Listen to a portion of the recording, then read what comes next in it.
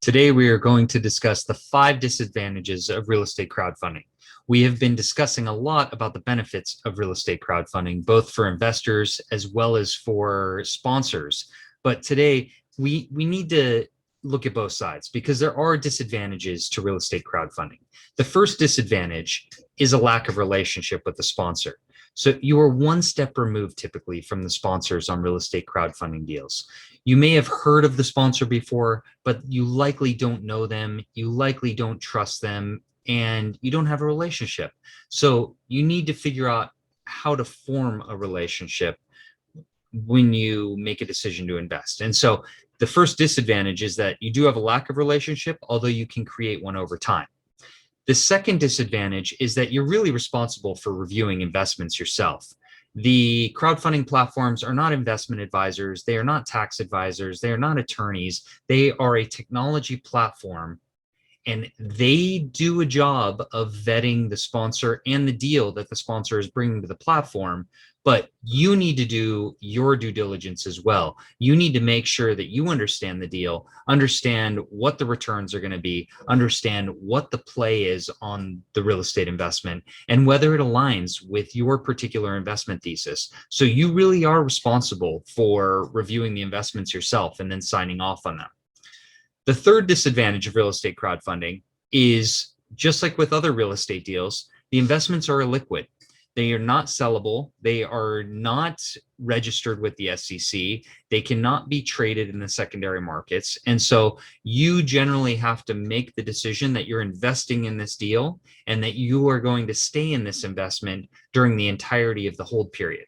And so that's something that you really need to understand, and whether that aligns with your investment thesis as well. The fourth disadvantage of real estate crowdfunding is that there is risk. And so that means you need to review the risk. You need to look at real estate and understand whether it fits within your investment portfolio, understand whether you are comfortable with the illiquidity, understand whether the potential returns versus the potential risk of that particular investment are worth you making the investment with your hard-earned capital and hard-earned dollars.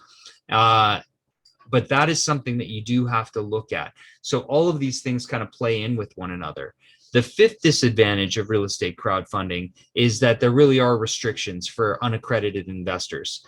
And accredited investors don't have any issues with crowdfunding platforms, but there are a number of crowdfunding platforms that don't let investors invest unless they are accredited, because it is complicated to vet whether an unaccredited investor is investing more cash than they have available. And so the crowdfunding platforms and also the SEC have mandated restrictions against unaccredited investors and how much they can invest on an annual basis. So as long as you're accredited, it's not a big deal. And accredited basically means that you have a net worth over $1 million, or that you are earning $200,000 per year personally, or over $300,000 a year with your spouse. So those are some of the restrictions that are in place. Those are the 5 disadvantages: a lack of relationship, you being responsible for reviewing the investment and making your choice, the fact that real estate is illiquid and real estate crowdfunding deals are illiquid, also that there is risk in the transaction and you have to be comfortable with that, so you have to review that, and the fact that there are restrictions for unaccredited investors. But with those disadvantages, there are a lot of advantages to real estate crowdfunding. I've done a number of real estate crowdfunding deals personally through my self-directed IRAs and also with both my corporate cash and personal cash. And I'm a big believer in real estate crowdfunding deals. I've only had one deal that has been problematic.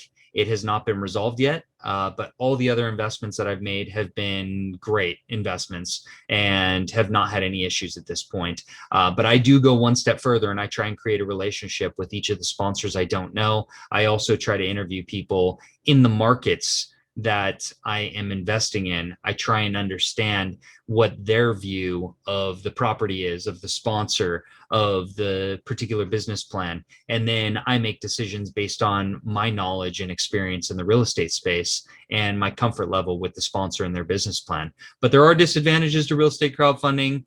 On the other side, there's a lot of advantages. So hope you like this video. Please feel free to like it, share, subscribe, and I'll look forward to seeing you on the next video. Till next time, let's continue growing our passive cash flow and net worth together.